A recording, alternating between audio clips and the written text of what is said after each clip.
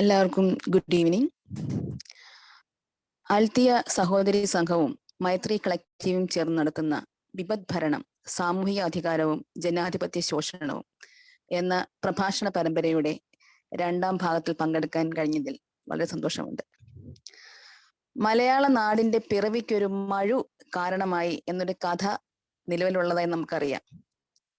ഈ മഴു എടുത്ത ബ്രാഹ്മണ്യം അത് വീശിയത് സ്വന്തം പിതാവിന്റെ ആജ്ഞയ്ക്കനുസരിച്ചായിരുന്നു എന്നും, പിതൃമേധാവിത്വത്തിന്റെ നിയമാവലിയിൽ നിന്ന് അല്പം വ്യതിചലിച്ച അമ്മയുടെ തല കൊയ്യാനായി മകൻ ഉപയോഗിച്ച ആ മഴു ബ്രാഹ്മണിക് ആണധികാരത്തിന്റെ ആ മിത്തിന്റെ നിഴൽ നമ്മുടെ കേരള സമൂഹത്തിൽ നീണ്ടു കിടപ്പുണ്ട്. അത് നമുക്ക് കാണാൻ കഴിയുന്നുണ്ട്. ജൈവികമായ സ്വതന്ത്രമായ എന്തിനേയും വെട്ടി വീഴ്ത്താൻ ഉപയോഗിക്കുന്ന ആ ആയുധം ജനാധിപത്യ ഭരണം നിലയിൽ വന്നിട്ടും പല അധികാര രൂപങ്ങളായി നമ്മുടെ മുന്നെത്തുന്നു. അത് നിരന്തരം സ്ത്രീകളെ അവർ പറയുന്ന ഇടത്ത് നിർത്താൻ ഉപയോഗിച്ചുകൊണ്ടേയിരിക്കുകയാണ് ആണധികാരം. ഉത്തമ സ്ത്രീ സങ്കല്പം, മകൾ, കാമുകി, ഭാര്യ എന്നിവയിലൂടെ എല്ലാം സഞ്ചരിച്ച് അമ്മ എന്ന അവസ്ഥയിലെത്തുമ്പോൾ ഏറ്റവും ഉദാത്തമായ ഒരു രൂപം കൈവരിക്കുന്നുണ്ട് ഇവിടെ. ഇത്തരം ഒരു സമൂഹത്തിലാണ് സദാചാര സങ്കല്പങ്ങളെയും ജാതി നിയമങ്ങളെയും ഒക്കെ ഭേദിച്ചുകൊണ്ട് ഒരു യുവതി വിവാഹത്തിനു പുറത്ത് സ്വന്തം ജീവിത പങ്കാളിയെ തേടുകയും സ്വന്തം ഇച്ഛപ്രകാരം ഒരു കുട്ടിക്ക് ജന്മം നൽകുകയും ചെയ്യാനുള്ള തീരുമാനമെടുക്കുന്നത്. ആ കുട്ടി ഭരണ സംവിധാനങ്ങളുടെ സഹായത്തോടെ തട്ടിയെടുക്കപ്പെടുകയും പിന്നീട് എയ്ഡനെ വിട്ടുകിട്ടാനായി നടന്ന സമരവും നമുക്കറിയാം. ഒരു ജനാധിപത്യ ഭരണ സംവിധാനത്തിൽ സ്വന്തം അമ്മയോടൊപ്പം ജീവിക്കാനുള്ള കുട്ടിയുടെ അവകാശവും സ്വന്തം കുട്ടിയെ വളർത്താനുള്ള അമ്മയുടെ അവകാശവും ഹനിക്കപ്പെടുകയും മുഖ്യധാരയിലെ മാതൃസങ്കല്പം അനുപമ എന്ന സ്ത്രീയുടെ സ്വകാര്യ ജീവിതത്തെ വിധിക്കുന്നതിനായി ഉപയോഗിക്കപ്പെടുകയും ചെയ്യുന്നു. ഒരു ഘട്ടത്തിൽ പെറ്റമ്മ പോറ്റമ്മ എന്ന ദ്വന്ദ്വം സൃഷ്ടിച്ചുകൊണ്ട് ഈ പ്രശ്നത്തിന്റെ കാതലായ വശം, അതായത് ഭരണ സംവിധാനം ഉപയോഗപ്പെടുത്തിക്കൊണ്ട് നടത്തപ്പെട്ട മനുഷ്യാവകാശ ലംഘനം, അതിനെ മറച്ചു പിടിക്കാനുള്ള ശ്രമങ്ങൾ വളരെ അധികമുണ്ടായി. അതുകൊണ്ട് തന്നെ സമരത്തിന്റെ തുടർച്ചയായി ആൽത്തിയ സഹോദരി സംഘവും മൈത്രി കളക്റ്റീവും സംഘടിപ്പിക്കുന്ന ഈ പ്രഭാഷണ പരമ്പരയിലെ ഇന്നത്തെ വിഷയം ഏറ്റവും പ്രസക്തമാണ്. Good mothers, bad mothers and non mothers. ഈ വിഷയം അവതരിപ്പിച്ച് സംസാരിക്കുന്നതിനായി നമ്മോടൊപ്പം എത്തിയിട്ടുള്ളത് ജവഹർലാൽ നെഹ്റു യൂണിവേഴ്സിറ്റിയിലെ JNUവിലെ പ്രശസ്തയായ അധ്യാപിക ഡോക്ടർ നിവേദിത മേനൻ ആണ്. Dr. Nivedita Menon, fondly called by Nivi by her friends and colleagues, is a professor at Center for Comparative Politics and Political Theory, JNU Delhi. She's the author of Seeing Like a Feminist and a lot of other famous books. Apart from research papers in India and international journals, her previous books are Recovering Subversion, Feminist Politics Beyond the Law, and co-written Power and Contestation, India After 1989. She has also edited 2 edited volumes, Gender and Politics in India and Sexualities, and co-edited the book Critical Studies in Politics, Exploring Sides, Selves, Power. She's a regular commentator on contemporary issues on the collective blog Cafila.online, of which she's one of the founders and active in democratic politics in India.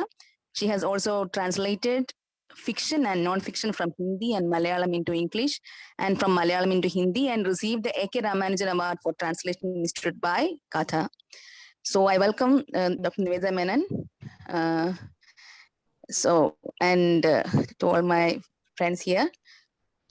Over to you, ma'am.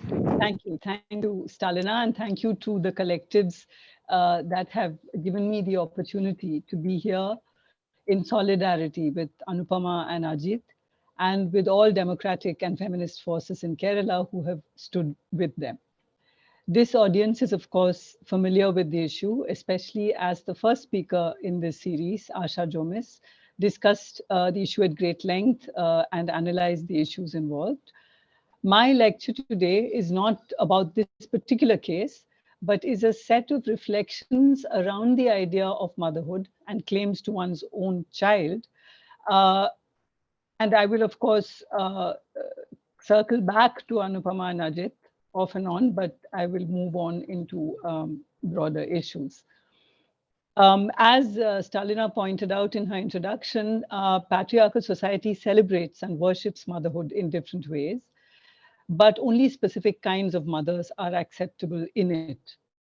In this lecture, we will consider mothers in different kinds of discourses, in the anti-abortion discourse, sex-selective abortion discourse, patriarchal family discourse, matrilineal discourse, masculinist nationalist discourse, the discourse around surrogacy, and around trans bodies. We will attempt to reflect on the very different notions of mother that circulate in our societies globally, and how class, race, caste, and gender play into these. How does the state endorse certain kinds of motherhood and penalize or invisibilize others? What would an anti-Brahminical, anti-patriarchal notion of motherhood look like, which is not tethered to gender identities? If not clear answers, at least more productive questions may emerge in this discussion. Let us begin with mothers under patriarchy, because feminists understand the patriarchal heterosexual family to be the foundation of caste, class, and gender oppression. It does not surprise us when the institution of the patriarchal family acts swiftly and violently to discipline and punish women and men who refuse to abide by its rules of compulsory heterosexuality and of caste and community endogamy, who insist on falling in love or feeling desire for the wrong caste, class, religion, or gender. Honor killings are in fact custodial deaths, as Pratiksha Bakshi has pointed out, in which young people are held in custodial control, torture, and violence by their own parents, or killed by the parents of the partner in such cases of inappropriate and illegitimate love. The family protects the passing on of caste and community identity as well as property through the male line, even in one's matrilineal communities, as Kerala has known, and other places in India as well. Control of women's sexuality is central to this enterprise because the womb, while being the very fount of life, bears only the woman's imprint. If the male actor in the act of producing progeny is to be valued higher, then the only way to establish male ownership of the womb is by strict physical control of the womb itself, and therefore of women.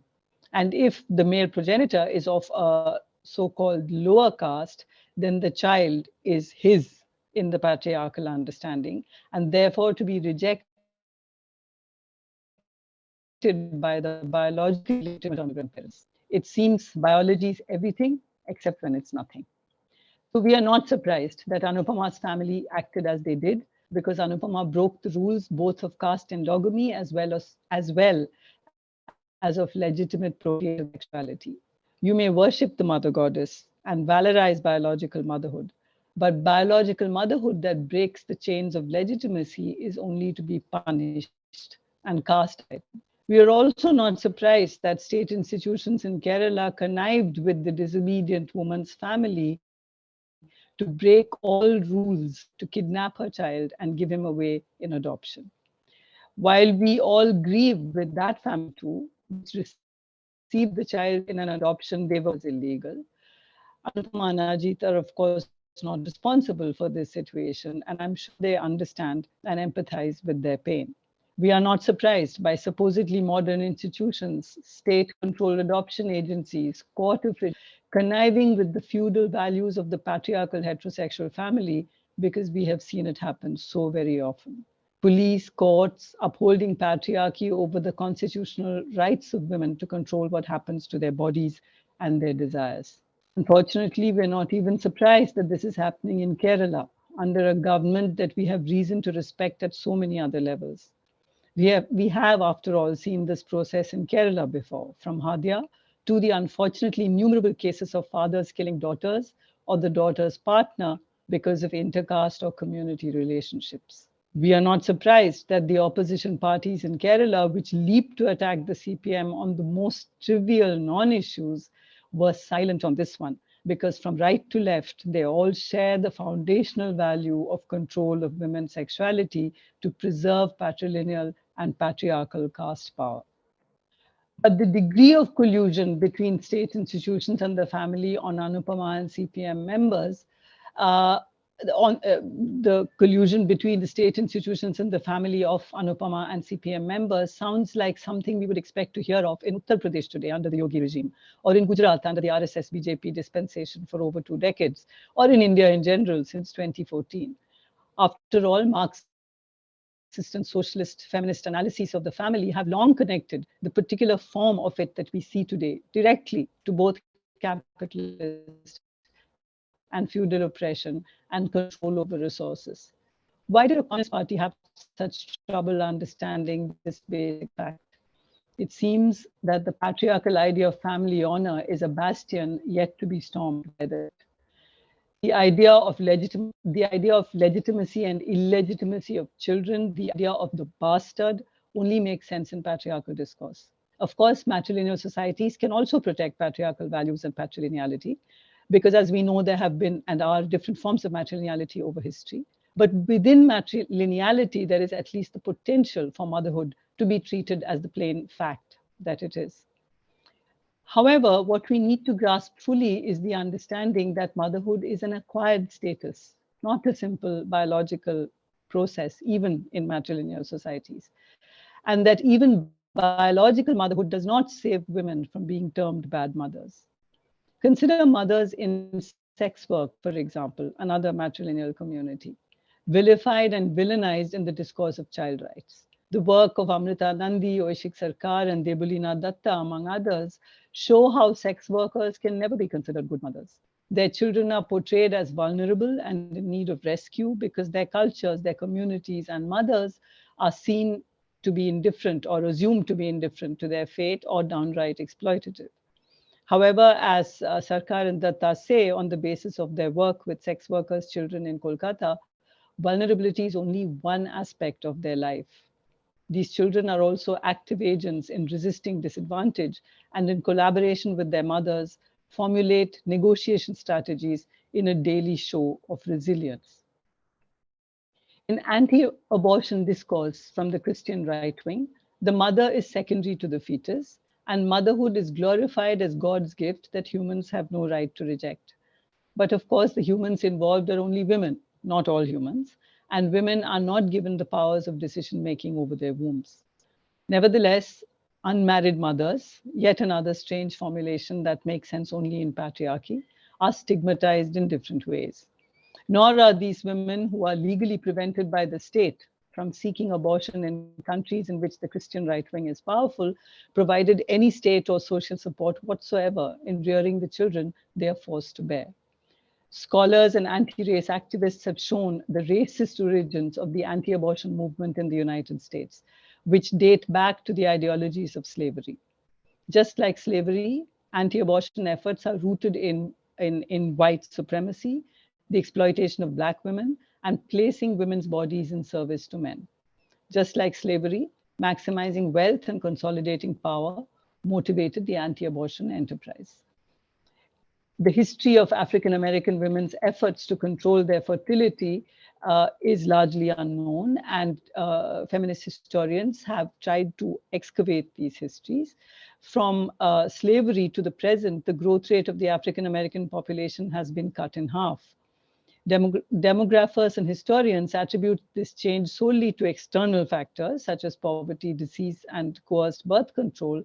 But feminist historians have unearthed the ways in which African American women have sought to control their own fertility through the use of abortion and birth control, and their activism in the establishment of family planning clinics and in defense of abortion rights. In a parallel phenomenon in other contexts, there are forced abortions. For example, China's one-child policy resulted in forced abortions. These were not official policy, but nevertheless were a result of government pressure on local officials, who in turn pressurized women pregnant with a second child. Sex-selective abortion, in which female fetuses are selectively aborted, often involves pressure from families to abort a female fetus, but it could also be a decision freely taken by a pregnant woman. As feminists, we may argue that women who choose this option are not really exercising their free will, but have been indirectly influenced by the prevailing social ethos or compelled to act by husbands and families. Here, the assumption seems to be that decisions to abort taken in other circumstances, based on any other consideration than the sex of the fetus, reflects the woman's free will, unmediated by social or cultural pressures. But in fact, decisions to abort are almost always shaped by factors like the stigma of illegitimacy, lack of social facilities for childcare, economic constraints, and so on. Under such circumstances, decisions to abort are no more reflective of a woman's autonomy than her decision to abort a fetus because it's female. Nor are such decisions less determined by the constraints of a patriarchal society. Feminist understandings of women's autonomy always tread that uncertain ground where we must recognize that oppressive conditions produce a supposedly free will constrained by harshly limited choices, but where we must also ensure that women are understood to be acting as agents nevertheless. Now, where is the normal biological mother to be located in these discourses that we have discussed so far, particularly the ones around abortion? She's unlocatable. And now consider the mother in masculinist Hindu nationalist discourse. This mother is imagined as a body. Aurobindo says, for instance, do you see this map? It is not a map, but the portrait of Bharat Mata. Its cities and mountains, rivers and jungles form her physical body. All her children are her nerves, large and small. Concentrate on Bharat as a living mother. Worship her with ninefold bhakti. Now, if the nation is a body, the body of one's own mother, then it precedes its children, or is constituted by its children in Aurobindo's vision, the nerves, large and small. From this image follow the implied hierarchies of birth and origin among the children, large and small, older brother, younger brother, sons and daughters. And from this too follows the idea that the children cannot leave the mother, for that implies amputation, the dismembering of the maternal body, an act that no one can survive, neither the mother nor the children. The mother in this vision is the nominal head of the patriarchal household, whose power flows entirely from her maintaining the rules of patriarchy, blood purity, family hierarchies. She acts as the agent of her son or sons as long as she performs these functions. The Hindutva project is predicated on the construction of a North Indian Savarna-directed homogenization of something called Hinduism, which is, after all, only a relatively modern late 19th century label for a wildly heterogeneous set of practices across this landmass that came to be called India, practices that continually disrupt the Hindutva project from within.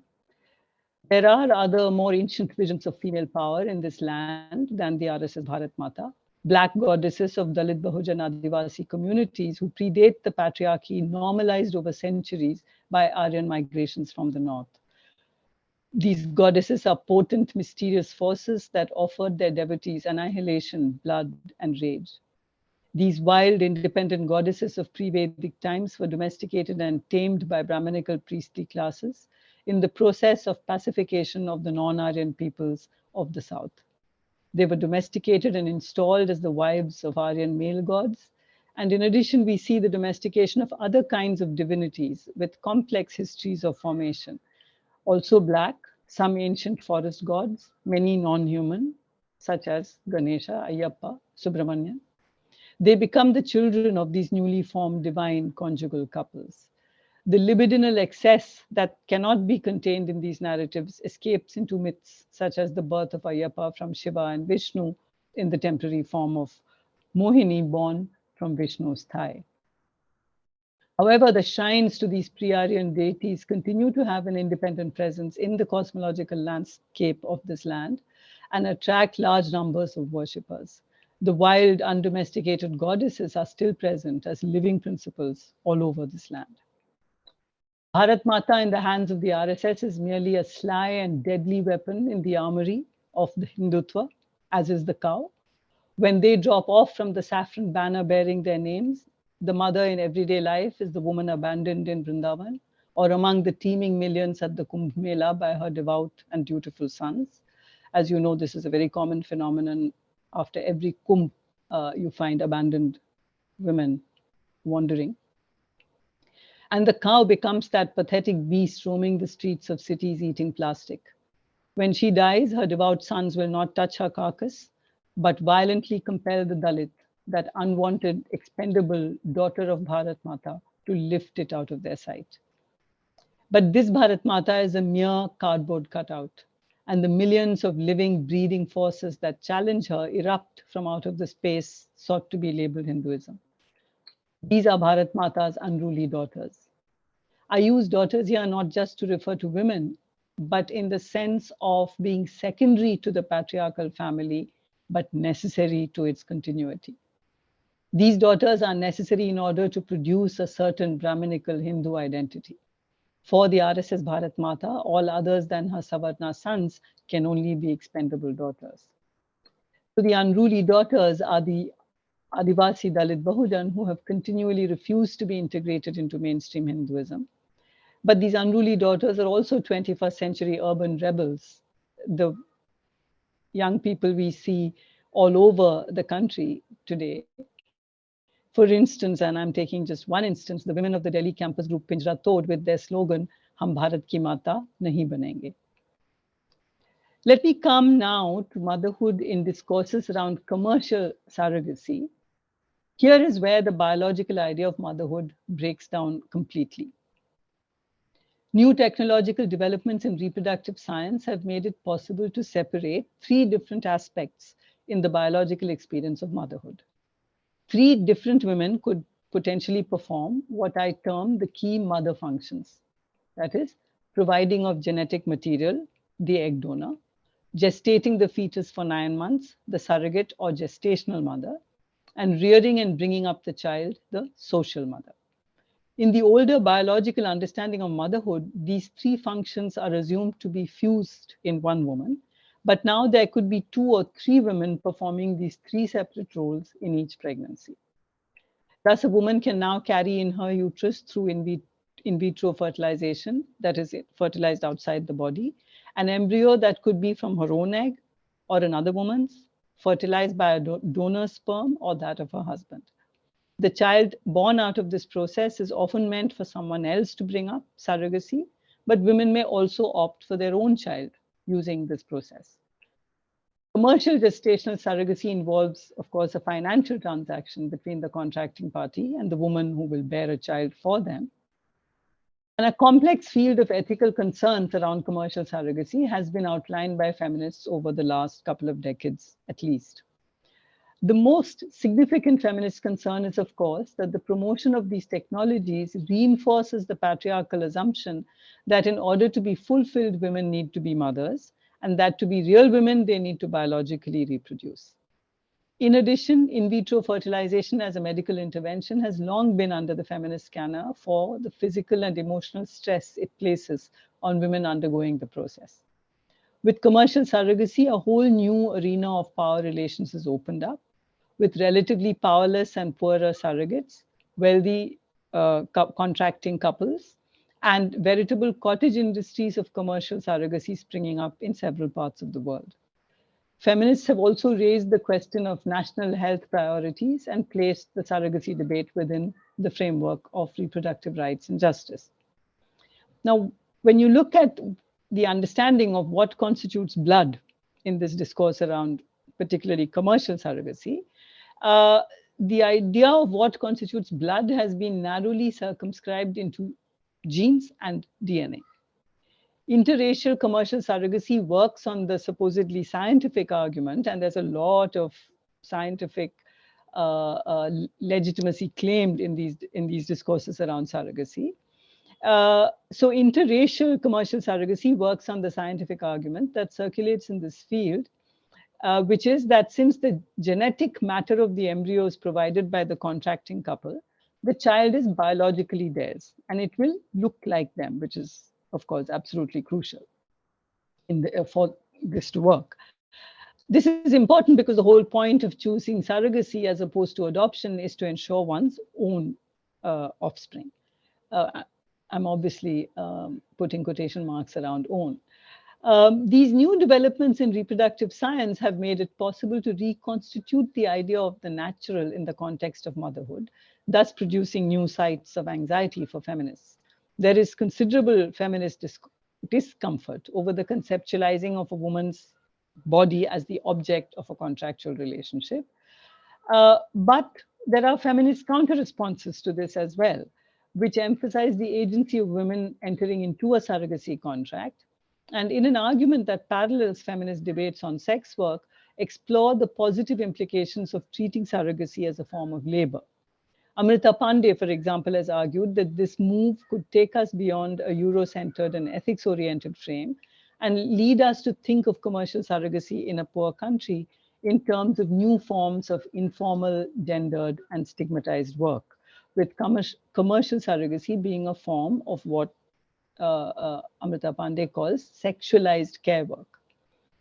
Many feminists also recognize the potential of these scientific technological developments that enable the splitting of the three mother functions to fracture, in principle, patriarchal constructions of motherhood, which conflate social role with biology.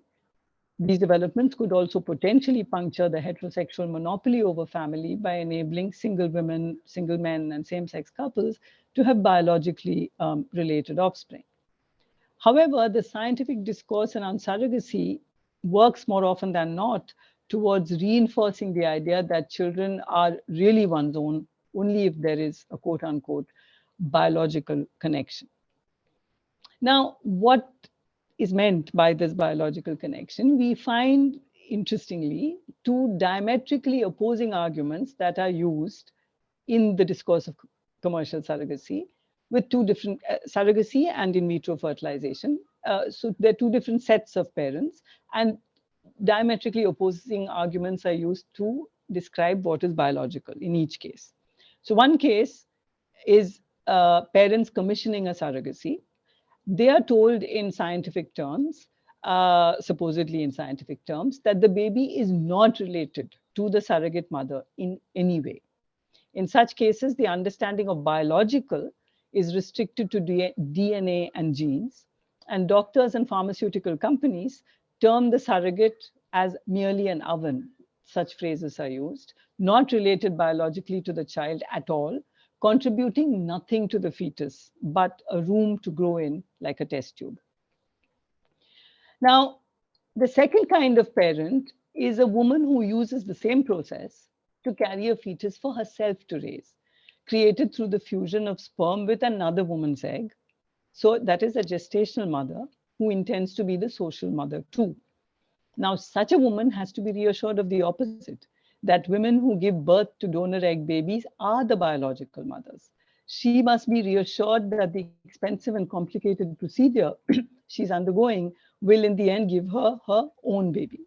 In this case, pharmaceutical companies and doctors expand the understanding of biological and insist that genes are only a small aspect of how the child will turn out.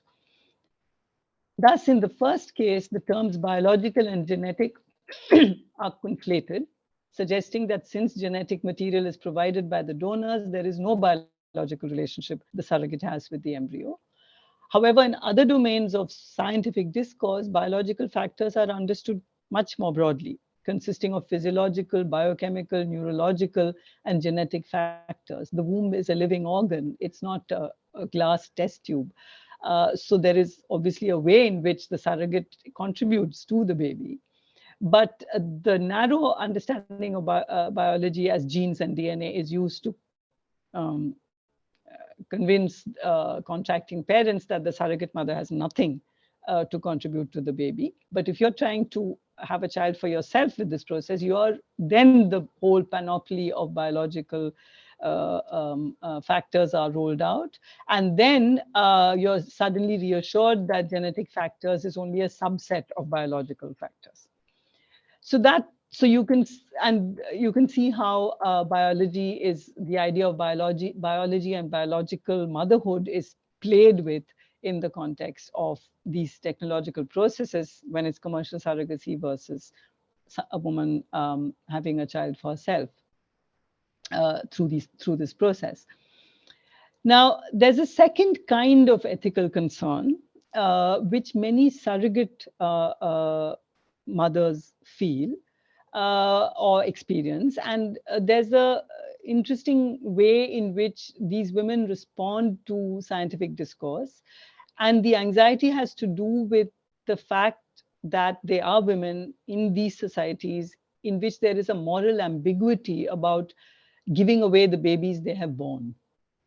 And there are different ways in which, and feminist scholars who have done ethnographic work among surrogate mothers have tried to understand how do these women, how do they think about what they're doing. So I'm going to counterpose two such kinds of work, one in Israel and one in India. So Althea-Maithri has studied Israeli gestational surrogates, and her study shows that these women use mainstream biomedical discourse in order to claim that their surrogate pregnancy is artificial. It has no connection to nature, their natural bodies, or to the natural feelings that they had when they carried their own children.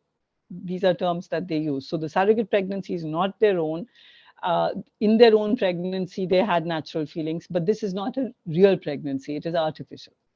This is what the Israeli surrogates said to Althea-Maithri. They refer to the medical interventions on their body as creating an artificial, medically managed body, as opposed to the individual natural body that they inhabit regularly. The hormones that are injected into them and so on are understood to suppress the natural feelings they would have during a normal pregnancy. As a respondent put it, my brain doesn't even know that I'm pregnant. Ultimately, these strategies help them to align their actions with dominant Israeli cultural and national understandings of motherhood and to avoid the stigma attached to their acting against their supposed maternal natures. A different mode of engagement can be discerned in Amrita Pandey's study of women doing commercial surrogacy in Gujarat. Here, there appears to be some resistance to internalizing scientific norms. In India, surrogacy bears the taint of what Pandey calls sexualized care work. So surrogates are more concerned to immediately make it clear that they did not have to have sex to become pregnant. The anxiety here to separate natural from artificial is directed more towards the process of becoming pregnant than to the product of that pregnancy. And Pandey's respondents often emphasize the moral difference between surrogacy and prostitution. The stigmatized, sexualized nature of this work, however, is evident in the fact that many of them kept their decision to become surrogates a secret from their communities. However, most of these women had less of a problem relating to the baby that they carried as naturally theirs.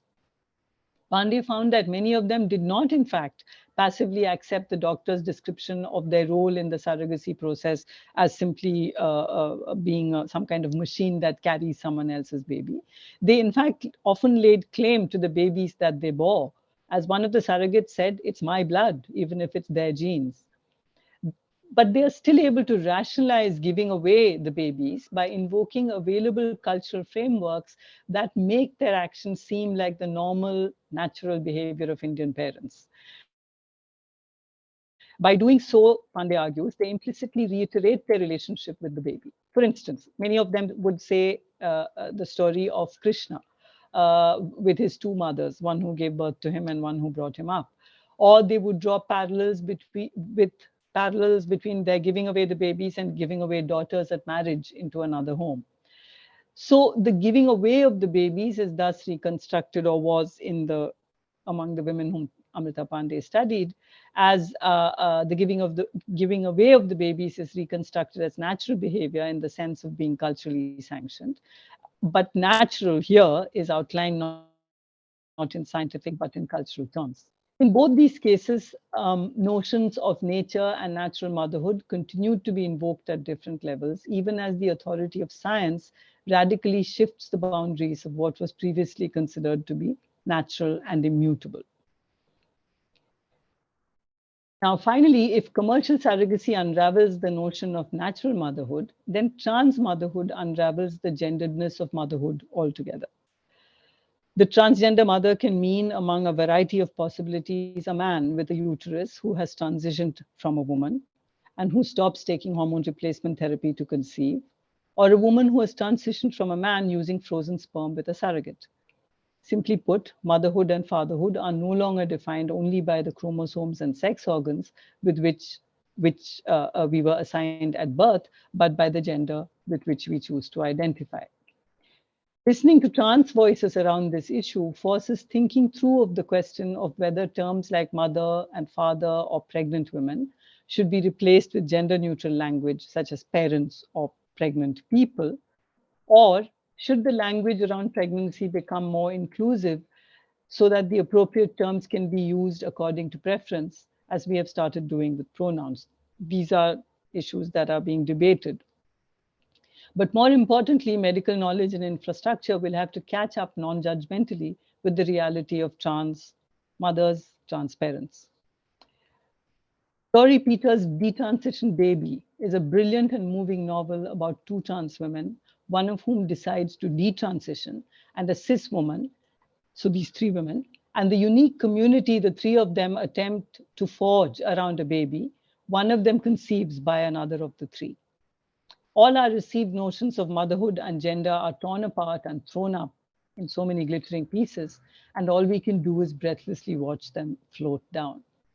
As trans mother Eleanor Broker says, there's audacity in reading pregnancy next to transition. I conclude by reiterating my solidarity with all feminist and democratic forces in Kerala who stand by Anupama and Ajit. It is deeply disappointing that in the ongoing struggle against the violent politics of Hindu Rashtra, we find ourselves battling the CPM in Kerala, which has on so many other levels managed to establish a state towards which all of India looks for direction and for the establishment of constitutional values as paramount. I hope the Kerala government acts even now to punish the individuals and state institutions that have so blatantly violated rule of law and constitutional freedoms in order to uphold the most regressive values around the patriarchal family. And finally, I suggest that an audacity should drive all feminist thinking around motherhood, an audacity bred of a recognition of differences within feminism, braided through with mutual respect, a readiness to listen to one another, and to reject the given frameworks that bind us into straitjackets of appropriate caste and class and gender expectations. Let us, by all means, be heterogeneous, and let us be inappropriate. Thank you. Thank you, Dr. Nivedita, and thank you so much for that inspiring talk. And I would like to invite Devika ma'am, to give a summary of what Dr. Nivedita has talked. Over to you, ma'am. Hello. Yes, I'm coming. Yeah. Okay, ma'am. Am I visible and audible?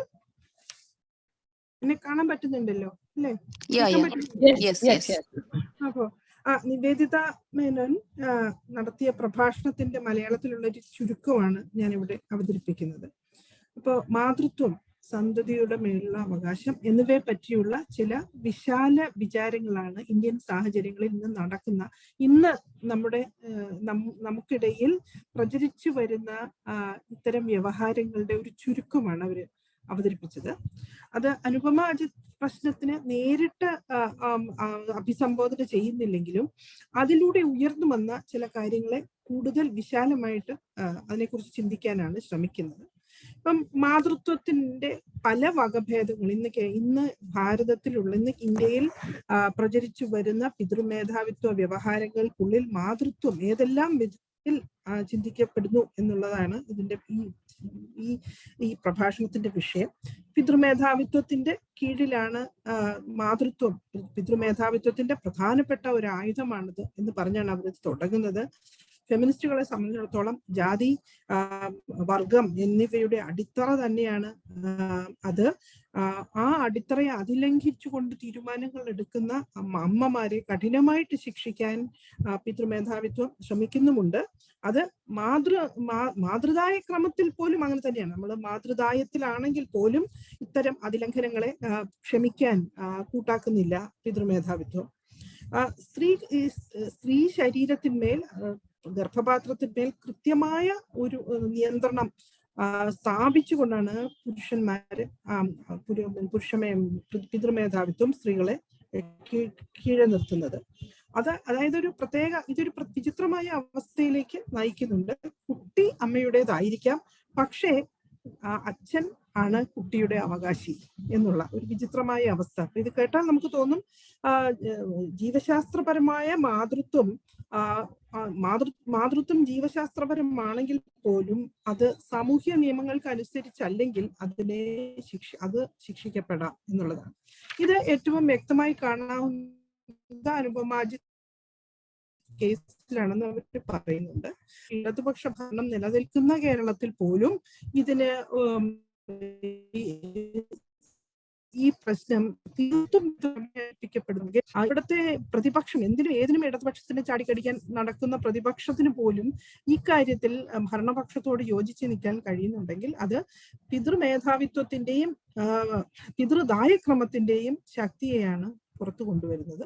UP-യിലാണെങ്കിൽ നമ്മൾ ഇത് പ്രതീക്ഷിക്കും. എന്നാൽ ഒരു communist party പൂർണ്ണമായും ഭരിക്കുന്ന ഒരു സംസ്ഥാനത്തിൽ എന്തുകൊണ്ട് ഇത് സംഭവിച്ചു എന്ന് ആലോചിക്കുമ്പോൾ നമുക്ക് മനസ്സിലാവുന്നത് പിതൃദായക്രമത്തിന്റെയും പിതൃദായ അധികാരത്തിന്റെയും അഭിമാനത്തിന്റെയും കോട്ട ഇനിയും കടക്കാൻ ഇടതുപക്ഷത്തിന് കഴിഞ്ഞിട്ടില്ല എന്നുള്ളതാണ്.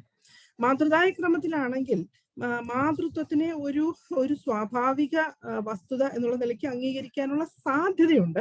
പക്ഷെ അവിടെ പോലും അത് തീർത്തും നിർമ്മിതിയാണ്. അതൊരു തീർത്തും നിർമ്മിതിയാണെന്നുള്ളത് തീർത്തും നിർമ്മിതിയാണ്. അത് പിതൃമേധാവിത്വ നിർമ്മിതി തന്നെയാണ്. ഇന്നത്തെ അവസ്ഥയിൽ മാതൃദായം നിലനിൽക്കൂ എന്ന് പറയാവുന്നത് നമുക്ക് ലൈംഗിക തൊഴിലാളികളുടെ ഇടയിലാണ്, ലൈംഗിക തൊഴിലാളി സമൂഹങ്ങളിലാണ്. അവിടെ മാതൃദായക്രമം തന്നെയാണ് നിലവിലുള്ളത്. അപ്പം പക്ഷെ എന്നാൽ ഇന്ത്യയിൽ ഏറ്റവും അധികം മോശമായി ചിത്രീകരിക്കപ്പെടുന്ന ഒരു വിഭാഗമാണ്. അവിടെ കുട്ടികളൊക്കെ വളരെ ക്ഷതസാധ്യതയുള്ളവരായിട്ടൊക്കെ ചിത്രീകരിക്കപ്പെടുന്നുണ്ട്. അതിനെതിരെയുള്ള ചെറുത്തുനിൽപ്പുകൾ ആ സമൂഹത്തിൽ നിന്നുണ്ടാകുന്നുണ്ടെങ്കിൽ പോലും ഇന്നും ആ ഒരു വ്യവഹാരം സർക്കാരിലും പുറത്തും തുടരുന്നുണ്ട്. അതുപോലെ തന്നെ അവിവാഹിതയായ അമ്മ എന്ന ഈ സങ്കല്പവും ധാരാളം പ്രചരിക്കുന്നുണ്ട്.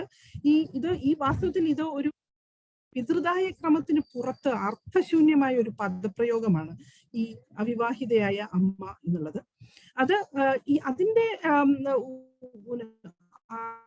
ഈ അവിവാഹിതയായ എന്നുള്ള ആ സങ്കല്പത്തെ തേടി നിവേദിത പോകുന്നത് US-ലെ അബോഷനുമായി ബന്ധപ്പെട്ട അഴിക്കലുമായിട്ട് ബന്ധപ്പെട്ട വ്യവഹാരങ്ങളിലേക്കാണ്. അവയുടെ വർണ്ണവെറിയൻ ഉറവിടങ്ങളെ ആണ് ഇവർ പിന്നീട് അന്വേഷിക്കുന്നത്. അത് വെള്ളക്കാരുടെ അധീശത്വം, അടിമത്വം, സ്ത്രീ ശരീരങ്ങൾ ആൺ അധികാരത്തിന് കീഴിൽ നിർത്തുന്ന രീതി, ഇതെല്ലാം ഈ ആന്റി അബോർഷൻ പ്രവർത്തനത്തിന് പിന്നിലുള്ളതായിട്ട് അവർ തിരിച്ചറിയുന്നു. അതേസമയം ആഫ്രോ അമേരിക്കൻ സ്ത്രീകൾ അവരുടെ ഫെർട്ടിലിറ്റിയെ നിയന്ത്രിക്കാൻ സ്വയം പല ശ്രമങ്ങളും നടത്തിയിട്ടുണ്ടെന്നുള്ള കാര്യം അവഗണിച്ചുകൊണ്ടാണ് അത് എപ്പോഴും ഇത് നടക്കുന്നത്. ഇതിന് നേരെ മറിച്ചുള്ള ഒരു അബോർഷൻ നിലപാടാണ് ചൈനയിലും മറ്റും നമ്മൾ കാണുന്ന നിർബന്ധിത ഗർഭമഴിക്കലുമായിട്ട്. അതും ഭരണകൂടം ഈ സ്ത്രീയുടെ ഗർഭപാത്രത്തെ നിയന്ത്രിക്കാൻ നടത്തുന്ന ഒരു ശ്രമമാണ്. പിന്നീടാണ് ഈ സെക്സ് സെലക്റ്റീവ് അബോർഷൻ നടക്കുന്നതിനെ കുറിച്ചുള്ള വ്യവഹാരങ്ങൾ. അത് ഇന്ത്യയിൽ വളരെ ശക്തമാണ്. പലപ്പോഴും ഇന്ത്യയിലെ പെൺ ഭ്രൂണങ്ങൾ നശിപ്പിക്കുന്ന ഒരു രീതിയുണ്ട്. ഇത് പലപ്പോഴും ഇതിവിടെ നമ്മുടെ ഫെമിനിസ്റ്റ് വ്യവഹാരത്തിൽ വളരെ കാര്യമായ ഒരു സംവാദത്തിന് ഇടവരുത്തിയിട്ടുണ്ട്. ഇത് സ്ത്രീയുടെ കർത്തൃത്വത്തിന്മേൽ തന്നെയാണോ നടക്കുന്നത് എന്നുള്ളതിനെ പറ്റി സംശയങ്ങൾ പലപ്പോഴും ഫെമിനിസ്റ്റുകൾ ഉന്നയിച്ചിട്ടുണ്ട്. എന്നാൽ ഫെമിനിസ്റ്റ് വ്യവഹാരങ്ങളിൽ തന്നെ ഈ സ്ത്രീയുടെ കർത്തൃത്വം അല്ല ഇത് എന്ന് പറയാൻ ബുദ്ധിമുട്ടാണെന്ന് ചൂണ്ടിക്കാണിക്കപ്പെടുന്നു. പ്രത്യേകിച്ചും കടുത്ത പിതൃമേധാവിത്വ അതിരുകൾ ഉള്ളിലാണ് ഈ ചർച്ച നടക്കുന്നതെന്നും അത് കാണാതെ അത് കണ്ടു കഴിഞ്ഞാൽ അത് നമ്മൾ തിരിച്ചറിയുമ്പോഴും ഇതിൽ സ്ത്രീയുടെ ഒരു കർത്തൃത്വം അതിനുള്ളിൽ ഉണ്ടാകുന്നുണ്ട് എന്ന് നമുക്ക് സമ്മതിക്കാതെ വയ്യ എന്ന് വരുന്നു. പിന്നീട് അവര് ഇതിനുശേഷം അവര് പുരുഷ കേന്ദ്രിത ഹിന്ദുത്വ ദേശീയവാദത്തിലെ മാതൃസങ്കല്പത്തിലേക്കാണ് പോകുന്നത്.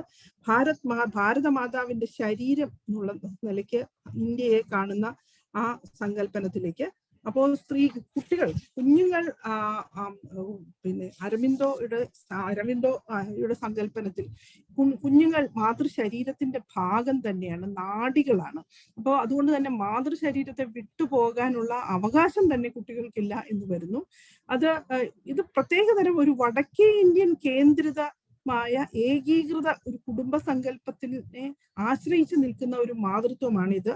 അത് ഇന്ത്യയിലാണെങ്കിൽ മറ്റ് ആര്യേതര മതവിശ്വാസങ്ങളിലെ മാതൃദേവതകളെ ക്രമേണ ഗാർഹികവൽക്കരിച്ച് അടിമപ്പെടുത്തി ഉണ്ടാക്കിയതാണ് നമ്മുടെ ദേവീ സങ്കല്പങ്ങൾ. ഈ ഭാരത മാതാവ് എന്നുള്ള ആ സങ്കല്പനം ഹിന്ദുത്വ ആയുധപുരയിലെ ഒരു ആയുധം മാത്രമാണെന്ന് അവർ എടുത്തു പറയുന്നു. അത് ശരിക്കും മാതാവിനോട് ശരിക്കും ബഹുമാനമോ സ്നേഹമോ ഒന്നും കൂട്ടുന്നില്ല. അതേപോലെ അത് പാരലായിട്ട് നടക്കുന്ന ഒരു കാര്യമാണ് ഈ ഗോമാതാവിനോടുള്ള ബഹുമാനം. ഗോമാതാവായാലും ശരി, ശരിക്കുള്ള മാതാവായാലും ശരി, പ്രായമായി കഴിഞ്ഞാൽ എവിടെയെങ്കിലും കൊണ്ട് തള്ളാനുള്ള ഒരു മടി, ആ മടിക്ക് ഒരു കുറവും വന്നിട്ടില്ല എന്ന് അവർ ചൂണ്ടിക്കാണിക്കുന്നു. എന്നാൽ ഈ ഭാരതമാത അനുസരണഘട്ട പെൺമക്കൾ അല്ലെങ്കിൽ മക്കൾ ഉണ്ടാകുന്നുണ്ട്. അത് ഇന്ത്യയിലെ ആദിവാസികളും ദലിതരും ചെറുപ്പക്കാര് പ്രത്യേകിച്ച് ചെറുപ്പക്കാരായ സ്ത്രീകൾ ഈ ഹിന്ദുത്വ ദേശീയതയെ തള്ളിപ്പറയുന്നവര് ഒരു തരം അനുസരണഘട്ട മക്കളായിട്ട് തന്നെയാണ് ഹിന്ദുത്വ വ്യവഹാരത്തിനുള്ളിൽ ശിക്ഷിക്കപ്പെടേണ്ട മക്കളായിട്ട് തന്നെയാണ് നിൽക്കുന്നത്. എന്നാൽ ഈ പറയുന്ന എല്ലാ വ്യവഹാരങ്ങളെയും കാര്യമായി തച്ചുടയ്ക്കുന്നതാണ് ഈ വാടക ഗർഭപാത്രത്തിന്റെ വ്യവഹാരം. ഈ വാടക ഗർഭപാത്ര വ്യവഹാരത്തിൽ ഈ ഒറ്റയായി നിൽക്കുന്ന അമ്മയുടെ ശരീരത്തെ 3ആയിട്ട് തിരിക്കുന്നു എന്നുള്ളതാണ്. അതായത് അണ്ഡം ദാനം ചെയ്യുന്ന സ്ത്രീ, അവര് ജനിതക വശങ്ങൾ അവര് കോൺട്രിബ്യൂട്ട് ചെയ്യുന്നു. പിന്നീട് വാടക ഗർഭപാത്രം നൽകുന്ന സ്ത്രീ, അവര് ഗർഭപാത്രത്തിൽ ആ ജനിതക മെറ്റീരിയൽ വളരാൻ അനുവദിക്കുന്നു. ആ കുഞ്ഞിനെ വളർത്തുന്ന സാമൂഹിക അമ്മ വേറെയും. അങ്ങനെ 3ആയിട്ട് തിരിയുന്ന ഒരു അവസ്ഥയാണ് വാടക ഗർഭപാത്രത്തിൽ പ്രശ്നങ്ങളിലുള്ളത്. അത് കമേഴ്ഷ്യൽ സറോഗസി, അതായത് ഒരു പണത്തിന് വേണ്ടി വാടക ഗർഭപാത്രം കൊടുക്കുന്നവരുടെ കാര്യത്തിലാണെങ്കിൽ ഒരു സാമ്പത്തിക വശവും കൂടിയുണ്ട്. ഇത് വളരെ വളരെ സങ്കീർണമായിട്ടുള്ള നൈതിക പ്രശ്നങ്ങൾ ഉയർത്തുന്നുണ്ട്. അപ്പൊ ഇതിൽ രക്തം എന്താണെന്നുള്ളതിനെ ചൊല്ലി വലിയ അഭിപ്രായ വ്യത്യാസമുണ്ട്. ഇവിടുത്തെ മെഡിക്കൽ ഇൻഡസ്ട്രിയുടെ കണക്കിലാണെങ്കിൽ അത് DNA-യും ജീൻസും മാത്രമാണ്. അപ്പോ ഫെമിനിസ്റ്റുകൾക്ക് ഇതിനെ സംബന്ധിച്ച് വലിയ ഡിസ്കംഫർട്ട്, വളരെ അസ്വാസ്ഥ്യം ഉണ്ടാക്കുന്ന ചില സങ്കല്പനങ്ങൾ ഇതിലുണ്ട്. സ്ത്രീ ശരീരം കേവലം ഒരു ടെസ്റ്റ് ട്യൂബോ അല്ലെങ്കിൽ ഒരു എന്തെങ്കിലും തരം ഒരു പാത്രമോ അങ്ങനെ വല്ലതുമാണോ എന്ന സംശയം പലരും ഉയർത്തുന്നുണ്ട്. എന്നാൽ അത് ഫെമിനിസ്റ്റ് വൃത്തങ്ങളിൽ നിന്ന് തന്നെ അതിന് മറുപടി ഇതിനെ ഒരുതരം ലേബറായിട്ട്, അതായത് ഒരു തൊഴിൽ, ഒരു അധ്വാന രൂപമായിട്ട് തിരിച്ചറിയണം എന്ന് പറയുന്ന ഫെമിനിസ്റ്റുകളുണ്ട്. അപ്പോ മറ്റൊരു പ്രശ്നം, ഇതിന് നേരെ ഇത് വളരെ രസകരമായ ഒരു കാര്യം, ഇതിന് മറ്റൊരു തരം പുതിയ സ്ത്രീ ശരീരം, മാതൃശരീരം IVF കൊണ്ടുണ്ടാകുന്നതാണ്. അത് മറ്റൊരാളുടെ അണ്ടത്തെ തന്റെ ഗർഭപാത്രത്തിൽ വളർത്തി കുഞ്ഞാക്കി മാറ്റി വളർത്തുന്ന ഒരു സ്ത്രീ വളർത്തുന്ന IVF എന്ന പ്രൊസീജിയറാണ്. ഇവിടെയാണെങ്കിൽ നേരെ തിരിച്ചാണ്. ആദ്യത്തെ വാടക ഗർഭപാത്രത്തിന്റെ കാര്യത്തിൽ ജനിതക വസ്തുവും DNA-യുമാണ് പ്രധാന മാതൃത്വത്തിന്റെ ഉറവിടം എന്ന് പറയുന്നെങ്കിൽ IVF ആകുമ്പോൾ നേരെ തിരിച്ചു പറയുന്നു. അതായത് ജനിതക വസ്തു, അത് അന്യസ്ത്രീയിൽ നിന്ന് വരുന്ന ജനിതക വസ്തു പ്രധാനമേ അല്ല, ഈ അമ്മ വയറ്റിൽ കൊണ്ടു നടക്കുന്ന അമ്മയുടെ രക്തമാണ് കൂടുതൽ പ്രധാനമെന്ന് നേരെ തിരിച്ച് ഇതേ മെഡിക്കൽ ഇൻഡസ്ട്രി പറയുന്നത്.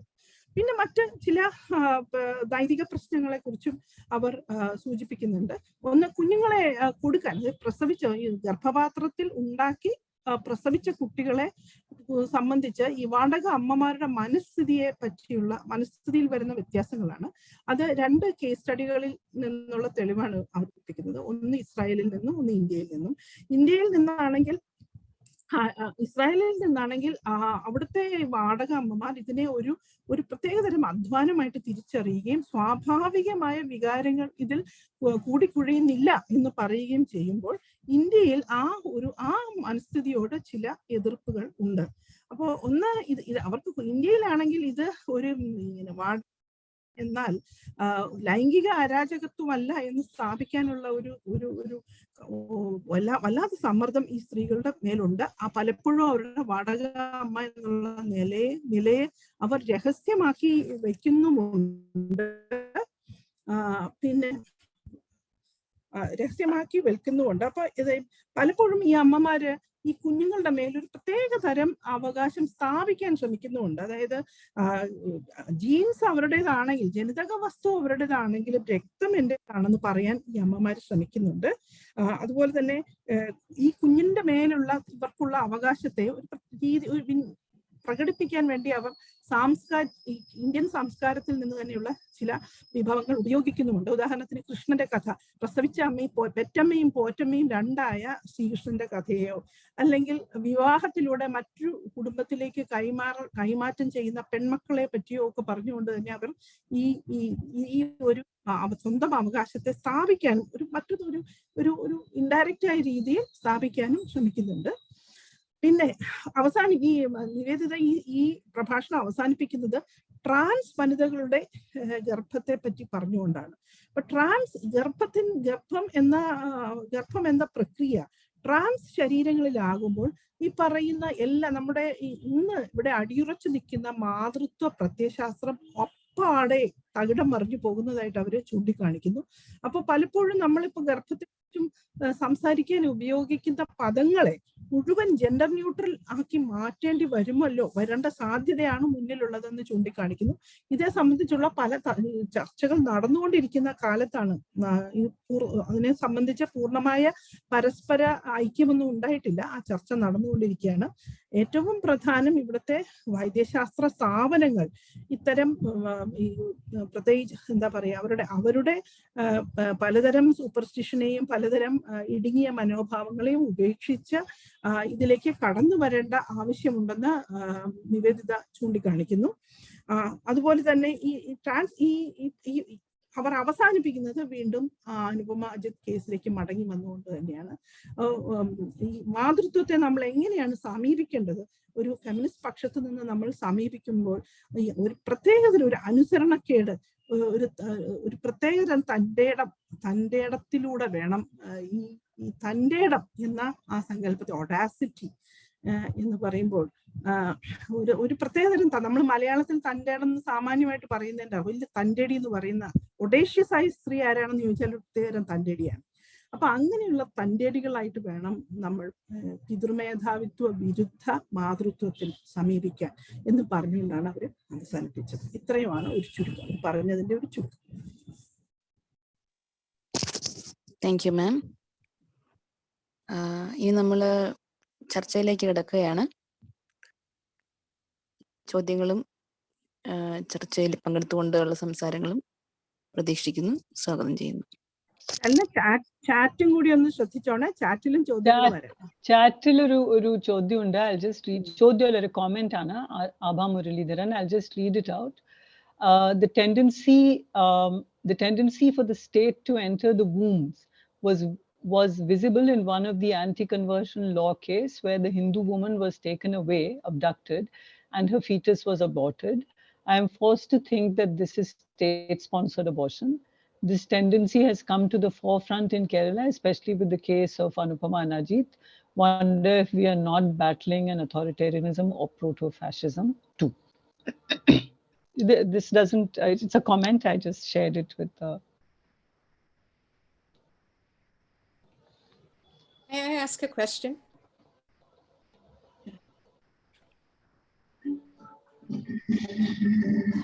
Stalina? Yes, you're welcome. You're welcome. Oh, okay. Or did you want to take the chat question first? I think there's a question in the chat too.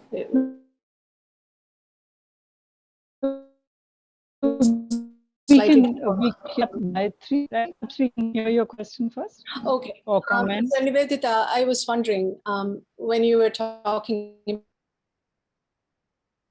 about how only Ahinbag protests and mothers and grandmothers who were at the forefront and the old little boy died. I remember, I mean, I live outside India, so I was following this on the news. And I remember being appalled, saying something along the lines, and I'm paraphrasing here, but saying something along the lines of, how can a 4-month-old child actually protest? And that it was a response brought this child to the protest site. And I'm, like I said, I'm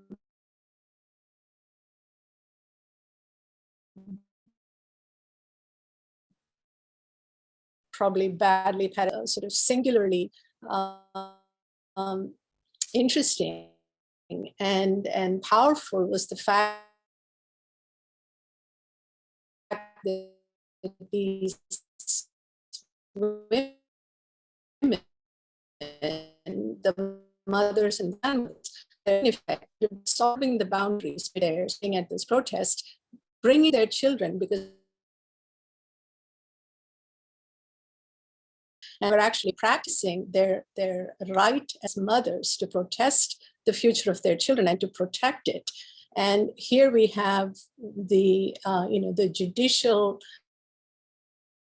dispatch of being bad mothers to first of all effectively sort of squish the protest, and also to sort of send them back into the kitchen, where they spoke about, how not all mothers are equal. I was reminded of that, and protect and actually empower mothers, some other mothers in India. If you had any thoughts about that. Thank you. Thank you, Gayatri. I don't really have anything to add to what you said, because your reflections are also comments, and I completely agree. And certainly I don't expect a state that has passed legislation disenfranchising Muslims to protect the women who are protesting that legislation. So I have no such expectation. And the only way forward is through audacity and tandedam. I just want to thank my good old friend Devika for the most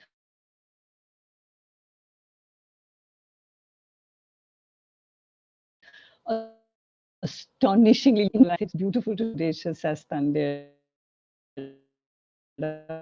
So thank you for that. Gayatri, so I guess I would just say thank you for that. What kinds of motherhood are acceptable, and also what kinds of Muslim women are acceptable, because the state that is so protective of Muslim women, that it criminalizes triple talaq, on the one hand, cannot tolerate those very same Muslim women needing protection from the state itself. So we can see how those things are working. I'll just take, Stalina, is it okay if I just take some questions in chat now? Yeah, yes, ma'am. Okay, thanks. Please, why are you calling me ma'am, Stalina? Oh, sorry. Stop. You had told me. Okay. Okay. So Mini Mohan says, how do you react to the rising marriage age of women in India? I presume you mean the plan to raise the age of marriage. Well, I think a lot of feminist groups have issued statements on this, and I'm in agreement that raising the age of marriage without concomitant kinds of facilities for education, etc. I mean, we have to place the raising of the age of marriage alongside a complete withdrawal of the state from education, for example. So the National Education Policy, the NEP, is all about taking education away from people, because the state is withdrawing, it's being privatized. So when you have no access to education, what are these young women going to be doing exactly between the ages of 18 and 21? So in other words, what feminist groups and feminist organizations and individuals have been saying is that this is exactly what some members of the BJP have publicly said, that this is an attempt to control the sexuality of women so that they do not elope with the wrong community. And many BJP people, especially trolls, but even responsible BJP people have said this is a way of controlling what they call love jihad. So raising of the age of marriage by this government, which stands for marginalizing, stigmatizing, and eliminating minorities, particularly Muslims, is this move has to be seen in the context of the establishment of Hindu Rashtra. And cannot be seen as anything else. Second question, Minnie, why in a state where more than half of the campus population, either as teachers or as students, belongs to women, failed to generate any youth protest in public or in social media in favor of Anupama's cause? I am not the best person to answer this question, and people who are located in Kerala and who have studied this and worked on it and so on, and who are active on it, are better suited to answer this question. But I do think that there has been actually media coverage support from younger people and younger women, not just women, but younger people. So I think there has been a fair amount of support. That's why we come to know of the issue. But for those who did not support it, we know why, because the unmarried mother is terrifying. The unmarried mother who's of the child whose father is a Dalit, for Savarna parents, is even more terrifying.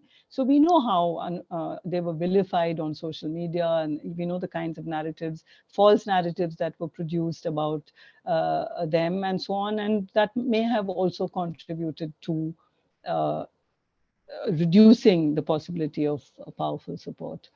During Anupama's protests, not only those from the patriarchal side, but also a section of leftists and feminists were at least silent, if not against, in Anupama's cause. This is very surprising. How did leftists and feminists come together on such a controversial issue? I think, I mean, these are questions better answered from Kerala, but again, I think they were able, I think the powerful hold of the idea of proper motherhood, of marriage, of heterosexual marriage, and the shame of having a child outside marriage is something that the power of this ideology seems to cut across political lines in Kerala. As I said, it's surprising that the opposition parties, which could have easily picked up this issue, which as a violation of actually every possible fundamental right,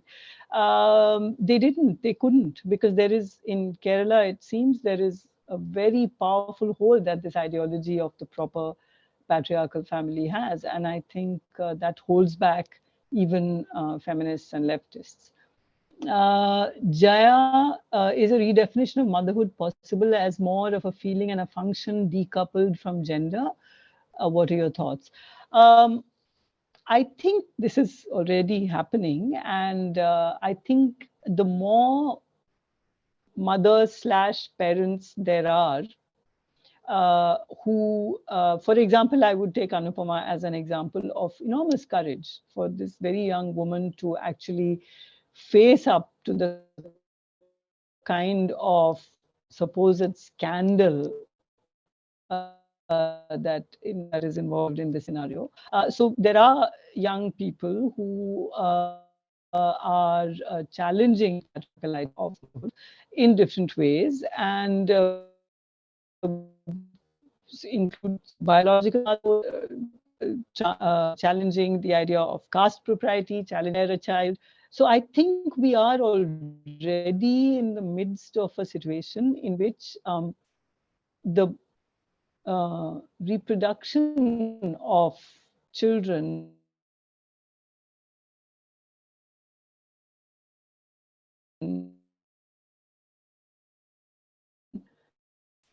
we may be able to already there the idea of reproduction outside the bounds of gender and caste and that kind of churning taking place. And I think it will come about with more and more people actually doing it and us supporting them. Shall I take the next question? Chaitanya, is it possible to compare Amma in Tamil Nadu and Bharat Mata? In Tamil Nadu, the term Amma is considered to be more revolutionary and braver. At the same time, she's taking care of her children. I think the idea of the brave mother who takes care of her children in any kind of nationalist discourse is essentially patriarchal, because this mother is not permitted to be anything, as I said, to be anything but a good mother, however powerful she may be. Her power and her anger must be directed towards protecting her children, particularly her sons. And in fact, if she has to choose, as I said, the daughters are in that sense kind of the constitutive outside, in a sense, because the daughters are absolutely essential, but they're secondary. They are necessary, but secondary. And so in my understanding, any idea of motherhood within a nationalist discourse is bound to be within a patriarchal frame.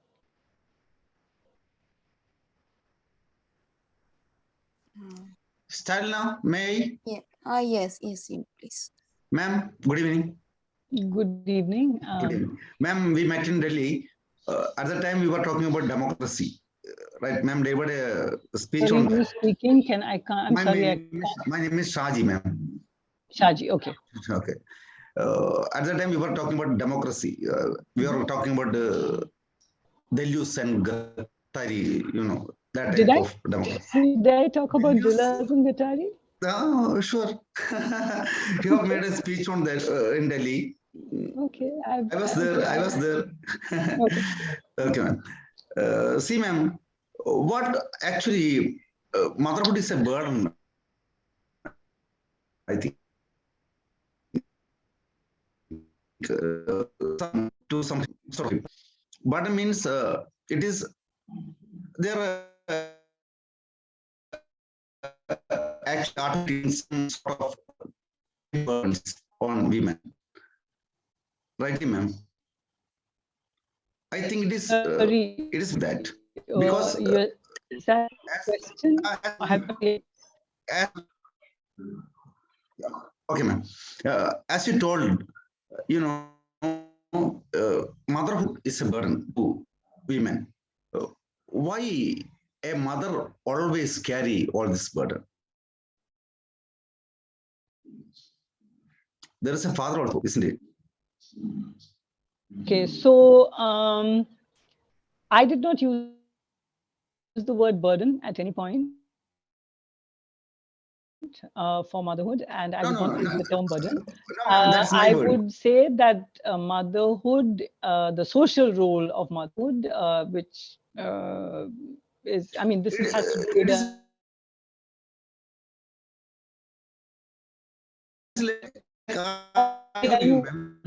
I'm sorry, have you made your comment? You finished, right? All right. Okay, thanks. So what I understand you to be, I'm a little, I think you said that I said motherhood is a burden. I don't think motherhood is a burden. And if your question is, no, but falls upon women and not at all upon fathers, and this is true, and the sexual division of labor, which applies our society, and the sexual division of labor enables to be, even though women are actually involved in production as well, and yet they're fully responsible for reproduction, not just biological reproduction, but the reproduction of labor power, which means all the housework and the care work that goes into reproducing human strength. So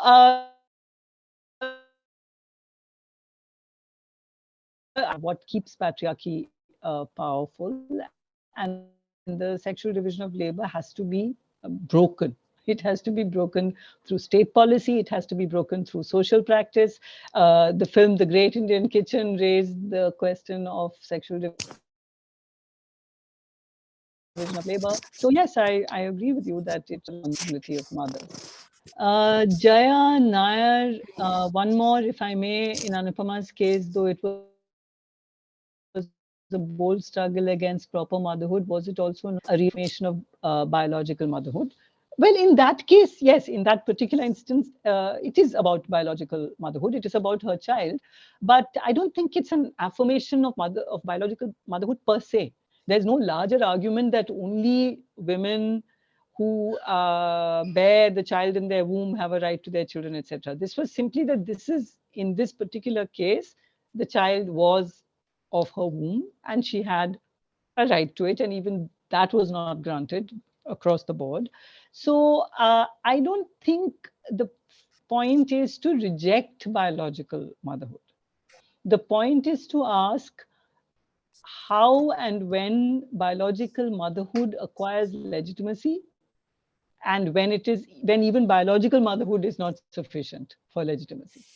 So I think the idea of some valorized biological motherhood, as I was trying to do in my talk, was to look at all the multiple kinds of mothers: sex worker mothers, the mothers in abortion discourse, mothers in sex-selective abortion discourse, in anti-abortion discourse, trans bodies that are parents, and so on, right? I was trying to look at the ways in which biology is highlighted or invisibilized as it chooses, as powers that be choose. So I don't think the idea is to say that biological motherhood is not important. And in this case, it happened to be biological motherhood. But in another case, it could be a woman who adopts a child and says, I have a right to the child, etc. In this case, yes. But it doesn't, there's no larger argument that valorizes biological motherhood per se. I don't think anyone has made such an argument. Radha, oh wait, there's more. Oh, okay, there's one more question is there. Elizabeth, two more questions. 1 second. Let me just go. One question has gone to the top. Oh, okay. As we are, this is Elizabeth. As we are in the third decade of the 21st century, in the era of artificial intelligence, gender and age, in another generation or two may turn out to be an old story. What and how will feminists be prepared, or what will feminists take on techno motherhood and wait, 1 second. Will techno motherhood, similar new social constructions, as we discussed, surrogacy in a global context? Elizabeth, I take this as a comment rather than a question. I think already feminists are dealing with what you're calling techno motherhood. That is precisely the point of, for example, talking about trans people being mothers / parents. I think the point is that these are the questions, you're right, these are questions that feminists will have to start thinking about, or they're already thinking about and dealing with. And there's actually a fair amount of work on this and a fair amount of discussion and political debates and so on. Radha Gomti, Anupama's audacity to get attached and choose to bear her love child with an older married Dalit, all big red flags, I guess, pun yes, all big red flags, pun unintended. In the face of every kind of opposition, this has been just too much for this extremely narrow-minded milieu, deeply steeped in notions of so-called honor. Actually, Radha's answering some of the earlier questions, I feel, very well about why didn't people stand up for her. It's been harrowing to see this barely concealed outrage reveal itself for exactly what it is, a rage and actually murderous resentment that sought to wear a sentimental saccharine coating that ultimately fooled nobody who saw through it. But what is of concern is that not enough still has been, sorry, but what is of concern is that not enough still have seen this as such. We still have a very long way to go, just a sharing. I know, it's not a question, thank you. I think you do answer also, as I said, some previous questions. Abha Muralidharan, while we talk of breaking sexual division of labor, their state policies. I'm unsure if projects like Smart Kitchen in Kerala, training men to cook and clean, are actually meant to liberate. Isn't it more like a subsidy of the state when labor becomes flight? Sylvia Frederici, to stop women from leaving heterosexual kinships. Interesting thought. I would again, it's an interesting thought that are these kinds of policies desperate attempts to keep heterosexual marriage from imploding, which it is. My sense would be that I would think of state policies in terms of, for example, childcare. Taking consideration, so in I would not. I think this smart kitchen is not at all a bad idea. But as some feminists have pointed out, so let me say 2-3 things about this. So one, I'm considering this as a possibility. What you're saying about whether it's a way of stopping the flight of labor, the flight of women from heterosexual marriage, and does it show the crisis that the compulsory institution of heterosexual marriage is in? I think that's an idea worth considering, and I'll leave it on the table. I think there's certainly an element of that. As far as the smart kitchen is concerned, some feminists have also pointed out that the implication is that women don't need to be trained in cooking and kitchen work, right? Men need the training, but women somehow just know it, apparently. So doesn't this imply that men need a special training, which women apparently have by virtue of their chromosomes and gonads? So there's that implication that men need to be trained for housework and women just know it, apparently.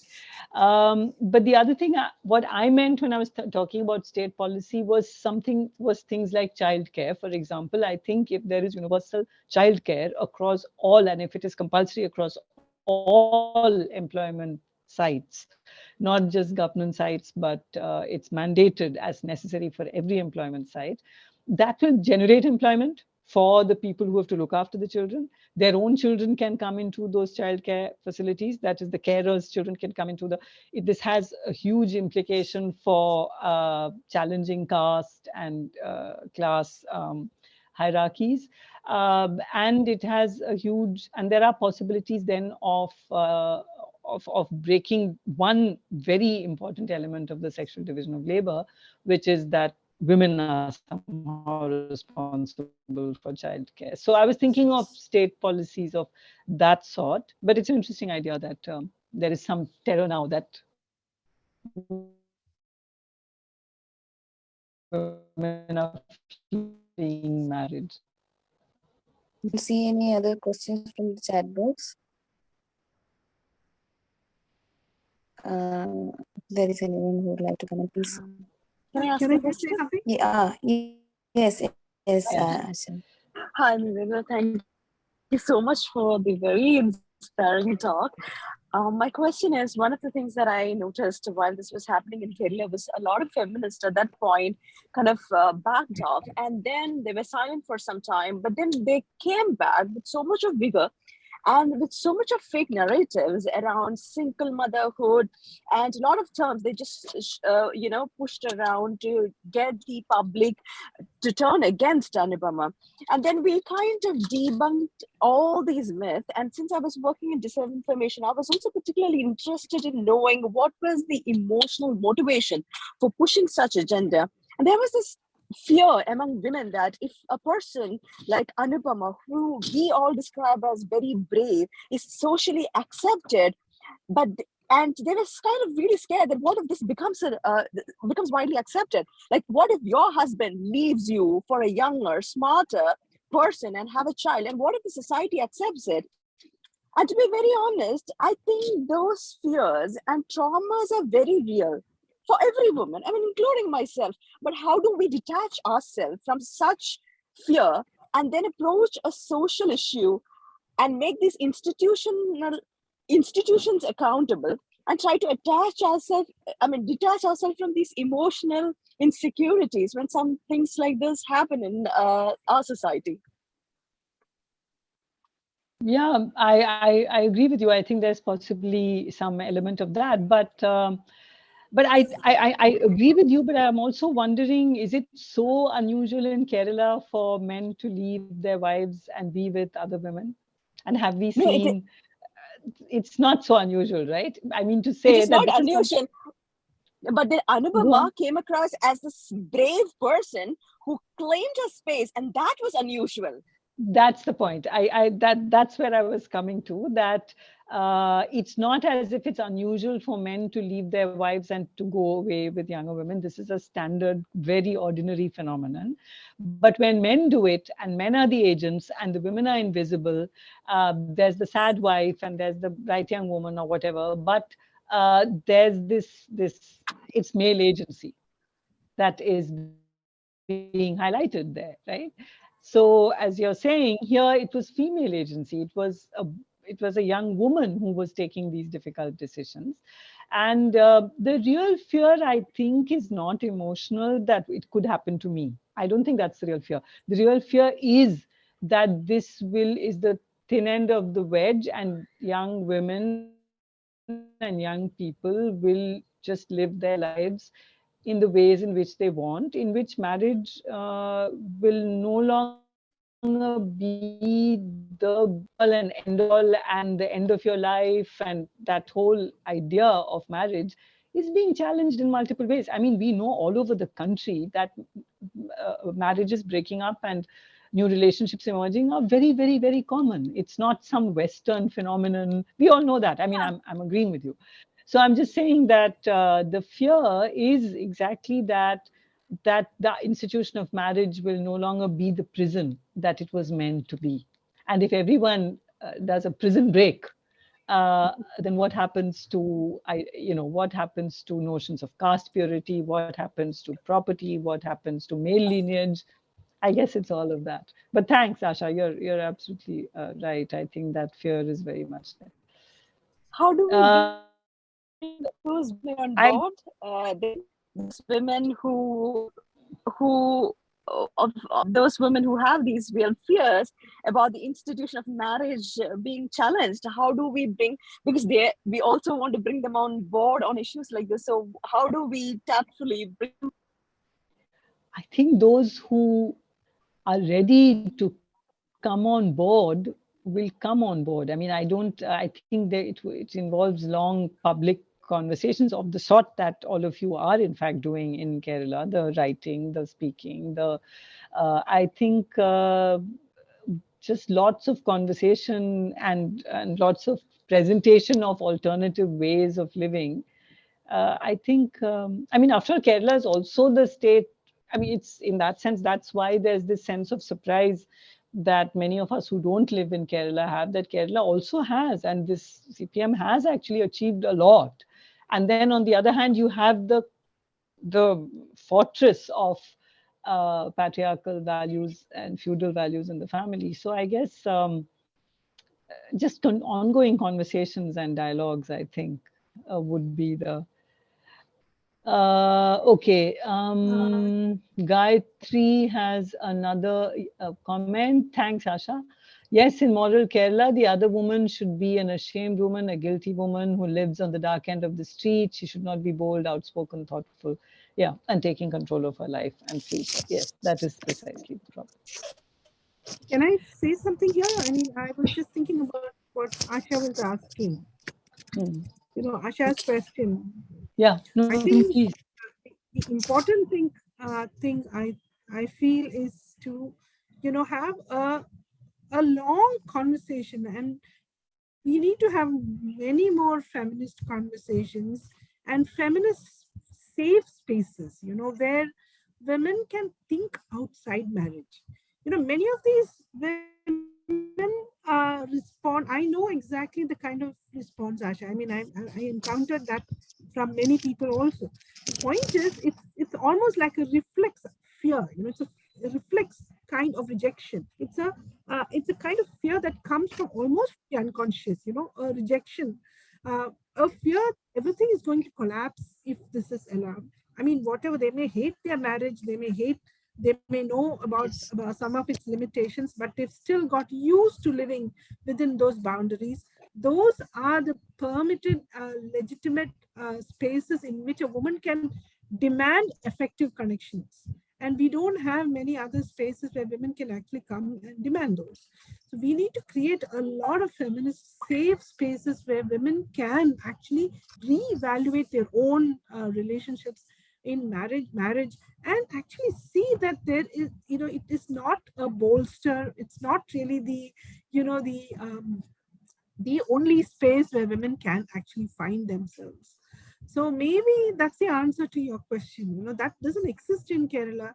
It's like the edifice of progressiveness has been built on these really horrible foundations.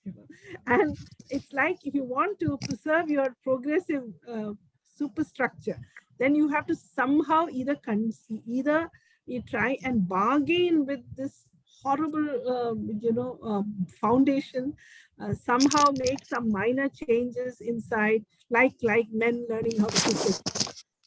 Some minor changes, keep that foundation going somewhere, while women need to be convinced that you can build another house. You don't have to stay in this horrible contradictory space. So I think that's my thought on that.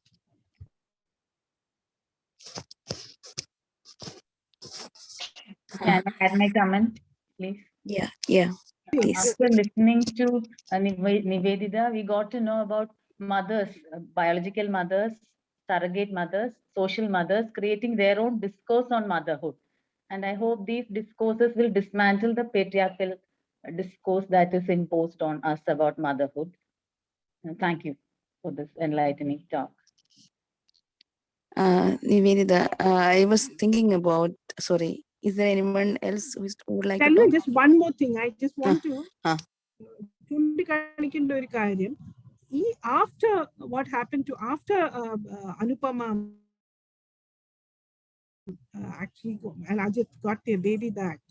If you remember, another woman who's working in the Gulf, who was forced to give up her baby like this because she was not married, came back and collected her child. I mean, she found the courage to come back and take that, and that is where and that's the way social change happens. In context where structural change looks far away. That you're not waiting. There's no revolution waiting 2 weeks afterwards. After you really need brave individuals doing things that will actually trigger, and show people that this need not be the case. If you are audacious, then you can shape your own life. So I think Anupama's case, Anupama's struggle yielded that kind of courage for another woman. And I think that's how social change occurs in our times. Yes. Allah. No, you were about to. Oh, sorry. Yes. It is time to disclose, I think. Stalina was going to say something, right? While the talk was going on, I was thinking about another type of mothers, that is tribal mothers, young unwed mothers, and then army raped mothers. So we didn't, they don't come anywhere near the main discourse. And so I think that also needs to be discussed more. We can continue these talks. It's okay. Yeah, I was just giving a comment. No, thank you. And then regarding you're absolutely right. And regarding creating spaces, it's more, as Devika has rightly pointed out, it's needed, and we need to create spaces in various fronts. That's what I feel. That's it. Is the time to conclude now? I'm not quite sure. Is there any other questions? Devika, we can wind up now, right? Wind up, right? Yes, I think we can wind up now. It's 9:30. I think we had a great talk. So, Stalina, will you thank everyone for us? Sure. As I was saying that, everybody was saying that this has been a really wonderful, inspiring session. And thank each one of you who has been part of this wonderful discussion, and especially to Nivedita for giving such a wonderful, inspiring talk, and to all of you, and Devika, and I am also part of the Maithri Collective and Althea Collective. Once again, thanks to all of you. You are And the all talks. attacking, you are always attacking men. I am the only man talked. Thank you so much, Stalina, and thank you to the collectives for inviting me. And I really liked your introduction, Stalina, the introductory part of that was very, very useful in framing what I had to say. Thank you to everyone. Thank you. Thank you. Thank you so much. Thank you. Thank you. Thank you. Bye. Good I think night. we can Bye, close good the night. meeting. So, Divya, Okay. Teacher, good night. See you next.